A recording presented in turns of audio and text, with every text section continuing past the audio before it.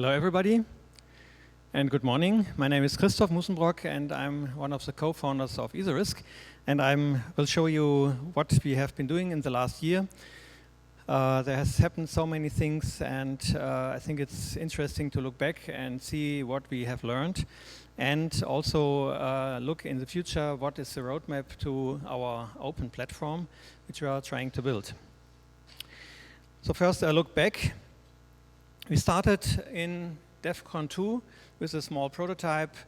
We cobbled it together in 2 weeks in my summer holidays, and it was a flight delay insurance. We were not allowed to name it insurance because everybody said, be careful, you're going to jail if you call it an insurance. So we basically said that's a risk-sharing application. And we sold the first policies and it worked. It was really interesting. We borrowed some money from some friends of mine, about 20,000 euros. We put it in a smart contract, so it was real money.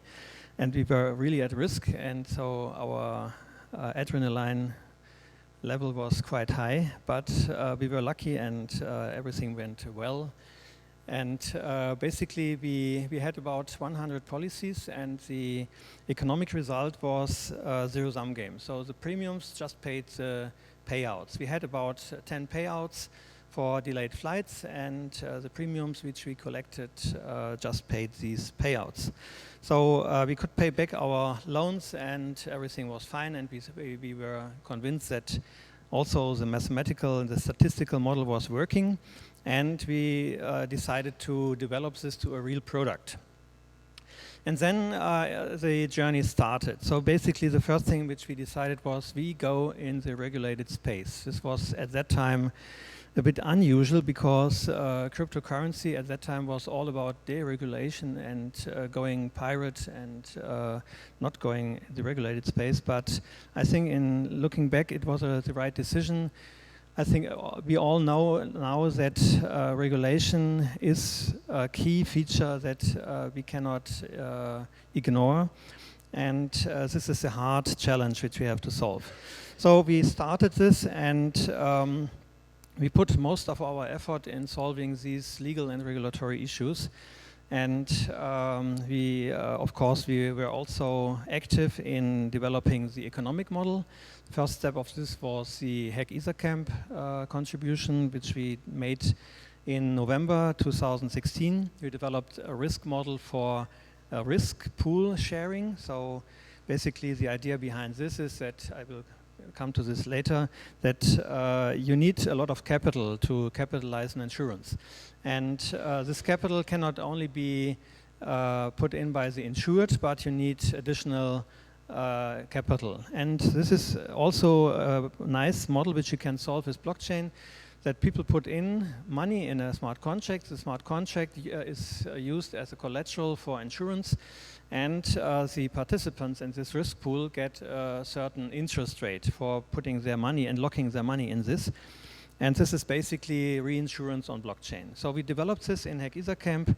We were quite successful. We were the most funded project at that time.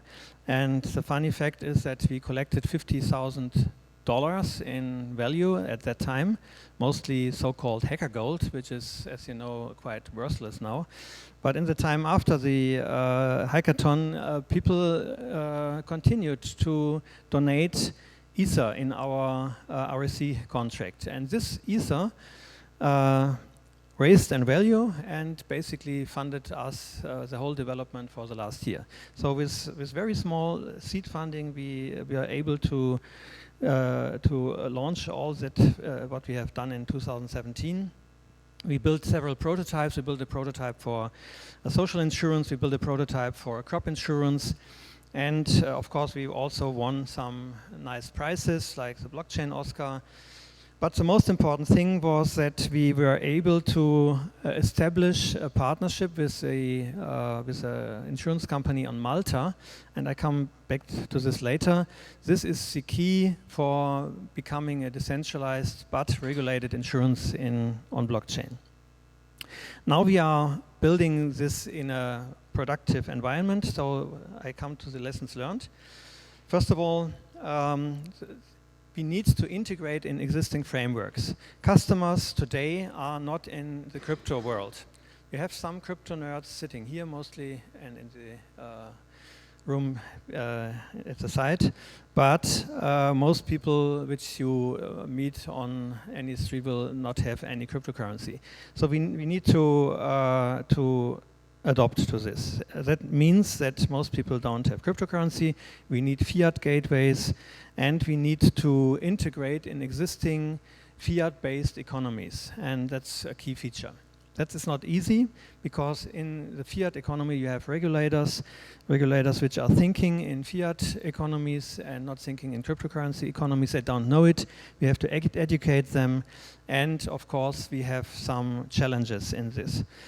So on the other hand, what our takeaway was that many of the requirements of regulators are reasonable requirements. They are not only blocking or prohibiting things, but they are also protecting us. And the whole knowledge which is in this regulatory framework is a knowledge which has developed over tens of years, and it's needed to protect as well as the customers, as well as us as a company or as a project. So we need to understand this framework. I admit I'm not coming from insurance space, I'm coming from banking space. So that was also a hard learning lesson for me to dive in all this regulatory stuff. But it's absolutely necessary, because all these problems which are addressed by regulators are real problems, and we need to translate them in the blockchain space. They are not the same problems in the crypto economy, but they are similar, and we need to translate them. Like a Google translator, on the right side you put in the fiat regulations, and on the left side you get the crypto economic correspondence for this. So this is absolutely necessary, but the main challenge is we need to switch from external regulation, which is the standard in fiat currencies, to more self-regulation, to more internal and intrinsic regulation. So regulation which is not working by putting fines or putting penalties, but which is working by incentives. And this is the interesting thing. So that's what we are working. We are working to develop a framework for self-regulation, which is doing the same thing which the classical regulation is doing in the fiat framework. The next thing is that most customers are still in fiat, so we need fiat gateways, and we need to think about demands and needs of these customers. And so it's nice to build a prototype, but it's very hard to build a product which is accepted on the market and which is paying its rent. So next challenge, operating smart contracts. So our insurance, which we are now building, is a complex system of about 7 smart contracts, which all are complex, which all are containing business logic and so on. And this is a living system, so it's not nothing static, but it's a living system, and we need to deal with this. Living system means that upgradability is key feature. So we have 7 contracts. We need to exchange part of these contracts in live mode. So we need a system which enables this. This means that we have a contract registry. That means that we need to version things. And this is an architectural challenge. And very soon you get lost in complexity. So we decided to do it from scratch. We built an operating system for blockchain-based insurance, which is helping us to maintain all these smart contracts, which are in several versions, maybe for different tenants and so on. I will come back to this later. The third lesson is cryptocurrency volatility is a challenge, especially in insurance. Why? Insurance is all about promising future value. So if you sign an insurance contract, then I promise you that I will pay you some value in the future. And this value is nothing like Ether, but it's real value. For example, I spoke with Stefan from Slockit, and he's insuring washing machines. And so if I insure a washing machine, and the washing machine is broke, then you want to buy a new washing machine. And this washing machine will cost $300 today, and it will cost $300 in 2 years. Maybe a bit more expensive, but it will not cost the double and not the quarter of this current value. So we need to ensure values, not amounts of cryptocurrency. And cryptocurrency volatility is totally contradictory to this, because we don't know if I sign a policy about 10 Ether, I don't know what this 10 Ether will be value in half a year, in 2 years. That can be anything. It can be $1, it can be $10, it can be $100,000. Nobody knows. So that's the problem. So the regulators have already seen this, and for example in Malta, where the people are very innovative and they are building legal frameworks, and they are building new bills for their laws, they have allowed cryptocurrency and allowed that people invest in cryptocurrency, everything fine. You can do an ACO in Malta, they have perfect environment for this, but they excluded cryptocurrency for insurance, at least currently, in the proposal. So we talked to them and said, that's a bad thing, because we are trying to build insurance on cryptocurrency. And if you prohibit us to do so, then we need to go to a different jurisdiction, and Malta is a nice place. So we want to stay on Malta, but we need to be able to use cryptocurrency. So we propose that instead of using any cryptocurrency as capital for risk pools or as minimum requirement for insurance, that we use stable coins. So we think for insurance on blockchain, you need stable coins. You need some currency which has a predictable value. That does not have to mean dollars, but it has to be concrete value. For example, maybe we will invent a washing machine index, which is calibrated for the value of one washing machine, yeah? And so we will sign an insurance policy where you are guaranteed to get one washing machine in 2 years, yeah? And independent on which currency you use. So this is what we need. And these basically are the three big challenges which we have faced. And yeah, now we are going on. We have ideas for all of these, and this is our vision. Our vision is still that we build an insurance platform on blockchain which is highly automated, standardized, transparent, easy to audit, and provably fair. And I think the last 2 points are the most important from consumer perspective, because that's basically what is lacking in the current insurance space.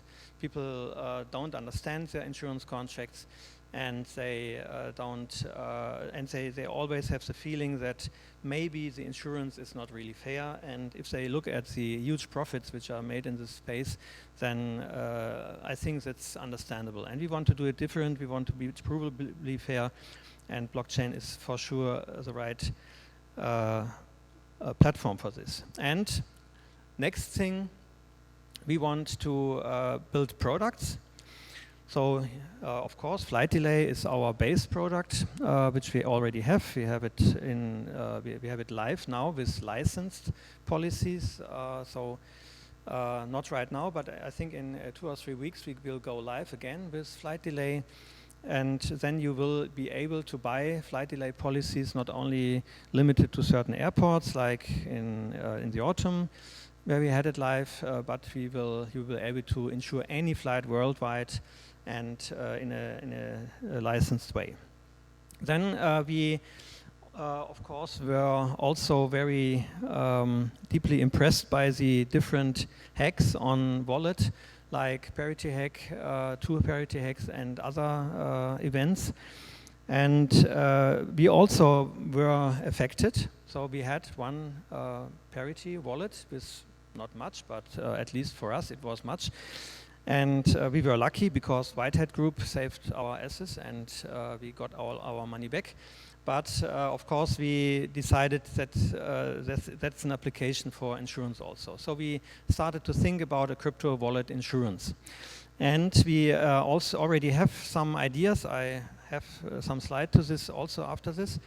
And we are going to build the framework for this. Then, of course, we have some projects which are asking us to join our framework.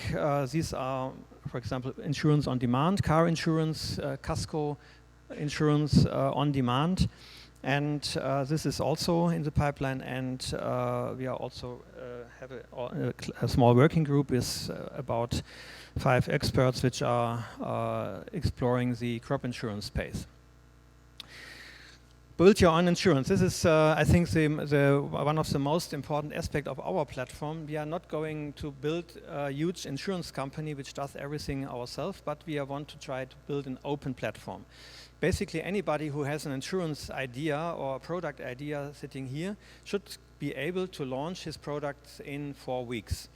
And we have also found a legal framework for this, which enables this. So with little capital and with just a good product idea, you will be able to start an insurance business in maybe 4 weeks, provided the product is good and provided you have a user base and provided you have a small capital which you can put in, but the capital requirements in our model will be far less than you know it in classical economies. For example, in Germany, the minimum capital requirement is about 5 million euros, and in the EasyRisk model you will be able to start maybe with 50k, and that's a huge difference. And I think that's also will enable much innovation, experimentation, and if your product doesn't launch, then you don't lose 5 million, but you just get your 50k back and you can start the next product. How does this work? We will provide in our EasyRisk platform core, a so-called core, and the core will bundle 3 aspects. This core structure will bundle, of course, a technical blockchain infrastructure, for example, our insurance operating system, which you just can use, so you don't need to invent the wheel. You can operate secure smart contracts, you can monitor them, and you can deploy them, you can modify them, everything else. This is a blockchain infrastructure. So a technical infrastructure which is safe, audited, reliable, and easy to use. The next thing, risk capital. We will provide you, if you have a good product, we will provide you with risk capital or access to risk capital, which is the most important thing if you want to start an insurance. So if we will probably after launching this platform, we will offer grants for young projects which are seeking capacity and seeking a career. We will offer them, come to us, and the first 3 projects will be sponsored by us, and they will get a certain amount of risk capital so that they just can start even if they have no money at all. And the third aspect is license and regulations. We will provide a license and regulations framework, so you don't need to speak to regulators directly, but we will do this for you. We will provide you with all this knowledge, with the skills and the expertise to talk to regulators, and we will provide you with a very simple framework where you can start simple insurance products and fulfill all the reporting requirements with very little effort because we have done it out of the box. Like Python claim, batteries included. Yeah? So just start and build your products. And this is the group structure for this. This is also special because it shows how decentralized insurance works, basically. The key feature is that we have a foundation at the top. The foundation is funded by a TGE, which is currently in a preparation. I am not allowed to do marketing for this, so but it's part of the model, so I need to mention it. This foundation has the task to secure the intellectual property and to guarantee that everything which we do will always be open source and accessible. So this is one key feature, that it's not a commercial entity at the top, but it's a foundation. And the foundation, like Ethereum Foundation, is not for profit, and it guarantees that the whole model will be accessible. And accessibility is one of our key claims. But below the foundation, we have already a first commercial entity, the EasyRisk International AG. This is a holding, basically. We need one body which collects all the legal structures below. And below this holding, which is not very operative, it's only a holding, maybe 2 people which are doing the accounting, but below this we have the actual business, and the business is here, this structure. This is the core, and it's the so-called PCC core. PCC means protected cell company, and protected cell company means that you have a legal entity, maybe limited on Malta, and this limited has a balance sheet, and in this balance sheet you have several columns, and the first column is the accounting of the core structure itself. So the core can sell policies, can do insurance business. But in the next columns, every column is a separate company. But it's not a separate legal entity, it's one legal entity, but these cells have a balance sheet of their own, and this balance sheet is just the next column in our balance sheet. So we can have 10, 20 cells under one core. And the core is the one which talks to the regulators, is fulfilling the minimum capital requirements, and is maybe also doing some insurance business itself.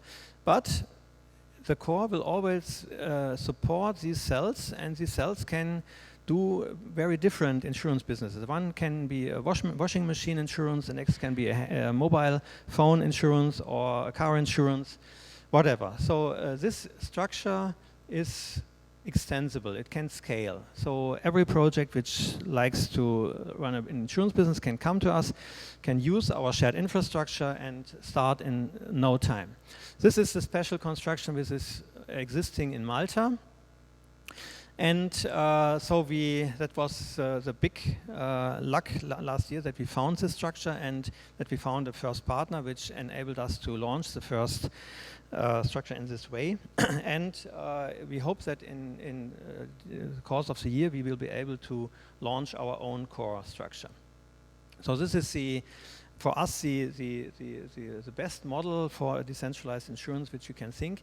And the core has, of course, it will make profits, but the profits are not the profits of greedy investors, but it's the profits of a platform which is going to scale. So every profit will flow back in the platform and will be used to scale the platform, to increase the capability.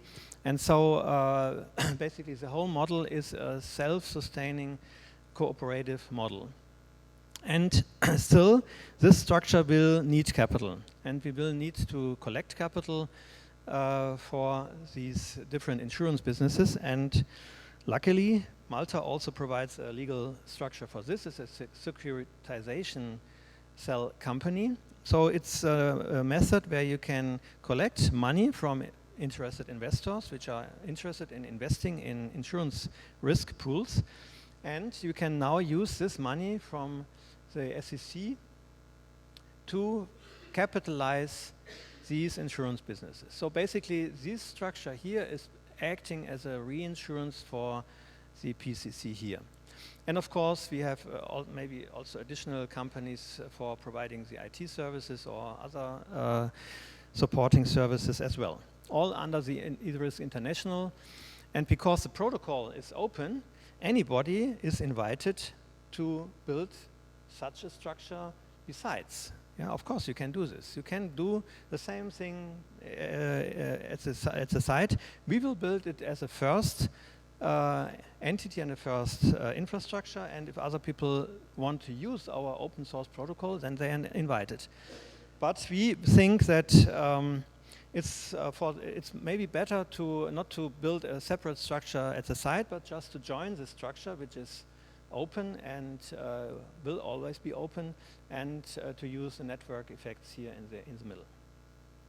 So this is a fundamental structure of a decentralized insurance, and the next step will be to develop all the moving parts in this and launch the first projects. And we have a pipeline of about 15 projects which are asking us to become such cells.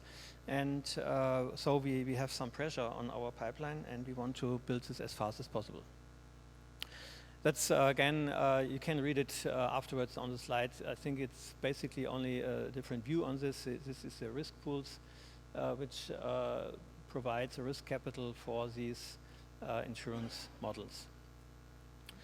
So along with this comes a protocol stack, and I think who has been on DEFCON 3 knows this slide. We think that the technology stack is like the internet stack. We have a base layer, which is the EVM and the Ethereum blockchain. And then on top of the base layer, you have additional layers, for example, higher order languages. You have coding best practices, library standards, like REC20. And then on top of these very basic layers, you have then specialized business layers. The first of all will be a business process engine, which enables us to run business processes, complex business processes in a standardized manner. And on top of this, this is still very generic, not specialized on finance, but it's very generic. On top of this, we have the financial atomic processes and standards. And then we have insurance and maybe even proprietary extensions of this protocol. So we want to make the insurance part as small as possible. So not a monolithic protocol, but a protocol which is completely integrated in the evolving protocol stack, which is using standards like, for example, identity standards, standards for claims management, and so on. So the insurance part should be as small as possible, but of course we will put some effort here to make it generally usable. And this is the application of this protocol stack. This is our current model of flight delay and maybe other similar models. So you see the flight delay part is already encapsulated in a module here. So the whole base part is completely generic. It can basically do any parametric insurance, any data-driven insurance. And these parts are already implemented, and this is an upgradable model. So you can exchange part of it during the live mode. The only thing which is hard to exchange is the database, because storing data on Ethereum is expensive, and if you modify the database, then you need to migrate all your data, and that's expensive. So we try to keep the database as stable as possible, and everything else is just business logic and very cheap to exchange. The whole thing is controlled by a so-called contract registry, where every contract is stored with its metadata. And so if you talk to a contract, you always look first in the controller, in the registry, like a DNS system, and then you know what is the current contract and what is the current, where you have the account address. And the whole access is controlled by an access control contract, so there is a definition where which contract may call which function in which other contract. So first of all, we have some challenges. For example, we need to implement payments by tokens, because we believe that payments with Ether is only the second best solution. It would be better if we had specialized tokens for paying, for example, our DIP token, which we are now developing. But currently we have not really developed good standard for paying with tokens. We have this new REC 777, and we hope that this will become a standard, but there is still little infrastructure behind this, and we hope that that will change. We are working on this. The second thing is staking. Staking is important. As you know, if you know the Berniske model for token valuations, and you know that we need mechanisms to incentivize holding tokens. And in our model, you will need to hold tokens if you want to participate in the network. The network is expensive. We need to build this regulatory framework. We need to collect capital. So what we are building is an infrastructure which has an inherent substance value. And because it's expensive, we cannot just give it as a gift to the community, because it costs money and it's used to produce profits. And so we need to regulate the access to this infrastructure by staking token. So anybody who wants to use this platform and earn money will need to provide some tokens for this. This is staking. And staking is also used for guaranteeing service level agreements. So for example, our Oracleize, will need to stake some tokens, and if they don't deliver their callback in time, which we need, otherwise we are broken, then we need an alternative. So for example, if Oracleize has a breakdown, then we need to use a different Oracle, and this has to be paid. So Oracle has, in advance, has to put some collateral, and in case they don't deliver, we use this money to pay a fallback. So the next challenge is implement token staking. First of all, for the staking in general, for participating in the platform, and the next application of staking is here for SLA. Then, operating system. As I told you, operating a complex smart contract system is difficult, and so we need to embed the smart contracts in an off-chain solution which tracks every step of the smart contract. That is what we have built. Last year in DEFCON 3, I built it from scratch because we had this smart contract running with, I think, also about 100 policies. And I was sitting day and night with EtherScan and trying to track all the transactions, and it was incredibly difficult. And we had some minor bugs, and I was sitting with Remix and debugging, and it was incredible stress. So after this, we decided to build this operating system. It's now able to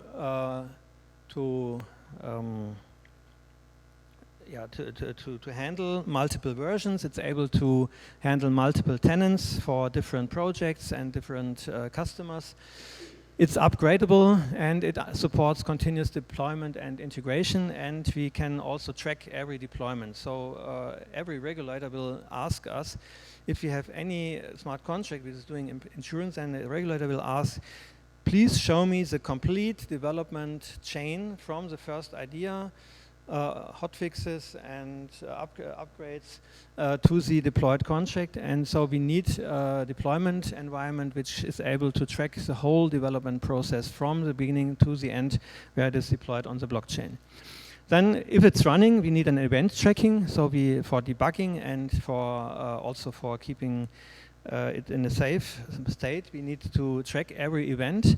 And we need a very easy access. You cannot do this with EtherScan. Yeah, it's impossible. If you have hundreds of events, then EtherScan is no longer possible. You need an environment where you can select events, you can sort, you can search, you can display all the parameters, and that's what we have built. And of course, smart contracts are not forever. Products change, and you need to build new smart contracts for new products, so you need a method to shut down obsolete contracts, put the money again from them, and this is also done by our operating system. So many challenges, but we now have a working system. We will present this in the near future, and of course we will open source most parts of it which are not specific to a product. Last thing, insurable crypto wallet. This is also one of our favorite products because we see it as a major step towards adoptability of blockchain. If I ask people if they want to join the crypto space, and they say, yeah, it seems interesting, but I fear that I will lose my money. And so if I open a bank account, I only do this if the bank has some kind of an insurance or some kind of security mechanism which will give my money back in case anything bad happens in the bank. So for example, in Germany, every bank has to be part of a self-regulating organization which will provide 100k euros for every customer of the bank in case the bank goes bankrupt or anything bad happens. So we need something for the crypto space also. And looking at the wallets, we see three types of wallets. We have these small size wallets from 0 to 1 Ether. And for example, I have one on my phone, and my children get their monthly allowance from it. They are also crypto investors now. And so this is done by Yax in my case, and small amounts. And I would say just takes the risk. It doesn't make sense to offer an insurance for these products because you don't know the environment. These products have a good usability, but they are complex. You don't know how they work internally, so difficult to insure. The next thing is mid-sized wallets. This is a typical project wallet, with maybe 1 to 10K Ether in it. These are not huge amounts, but still for a project it can mean life or death. If money gets lost, then maybe a project is completely broken. So the transaction volume is typically high. The focus is on availability. I need to move money from this every day because I need to pay my bills or I need to use it for other things. And the focus is on availability and user interface. It must be easy to handle and to accessibility. This would be a possible candidate for an insurance because I have heard many projects which say, I would directly sign a policy for this if you can offer this. And I'm willing to pay 1% per year or 3% per year. It doesn't matter because 1 or 3% in crypto is nothing. And if I get a protection, then I would buy it. So this is, of course, an application. But these wallets, which we see in the space, for example, the new Gnosis wallet and Parity wallet, they offer many functions. They are highly complex contracts, and they are very difficult to audit because of the complexity. So I have a question mark behind insurability because of the complexity. So we need wallets which are simpler. And now we come to the high volume wallets. These are also the typical ICO wallets or wallets of foundation or whatever. High volumes, more than 10K Ether in it. And so the demand for security is the first priority.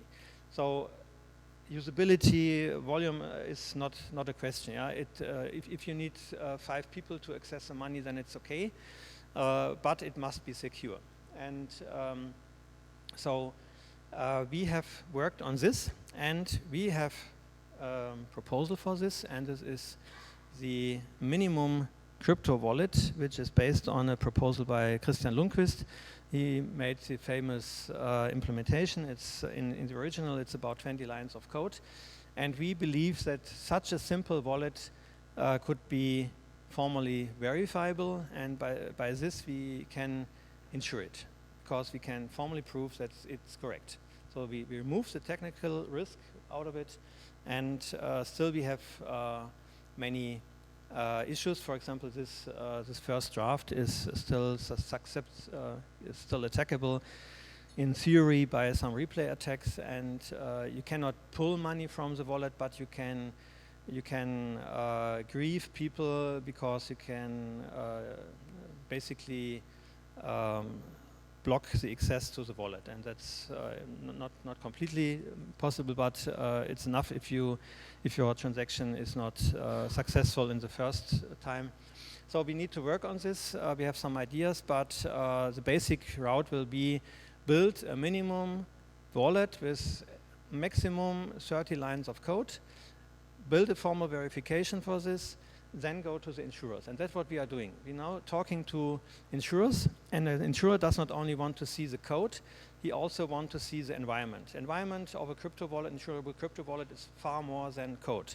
The code is of course important, it must be audited, but we also need a monitoring. We need to see every move of this wallet. We need to directly see. It cannot happen that there is a transaction and we don't notice it.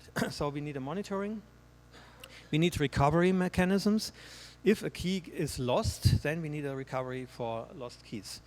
And of course, this will be multi-sig, so the loss of one key will not be a breach, but we need to have a secure way to recover this key. Then we need operating policies. People who are using this wallet need to comply with certain operating rules, and this is also part of the specification, and of course limits, daily limits, and all this which reduce the risk. This is what we are working, and this specification will then be insurable. Everybody who builds a wallet with which complies with the specification will be insurable automatically. And we will provide the access to the insurance providers for such a wallet. We will need reinsurers. This is nothing which can be done currently on blockchain itself. It can only be done in the current insurance ecosystem. We need reinsurers because we are talking about huge sums. And but it's possible, and we have already talked to these brokers, and maybe we build a special vehicle like this securitization cell company to provide the capital. So we are working on this, and you see that's a lot of work. We are hiring, we are seeking good people. If you are interested, join us, talk to us, and come to our events. Thank you for watching, and I'm here for your questions. Thank you very much.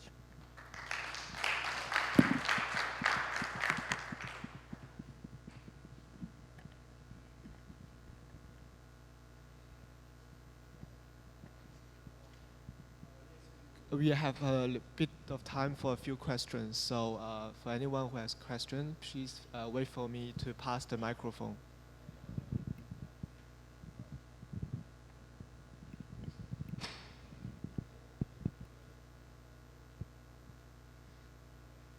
Okay, no questions? Then thank you very much and have a nice day. And now Huge will tell you the other side of the medal, and nice to hear. I'm very keen on your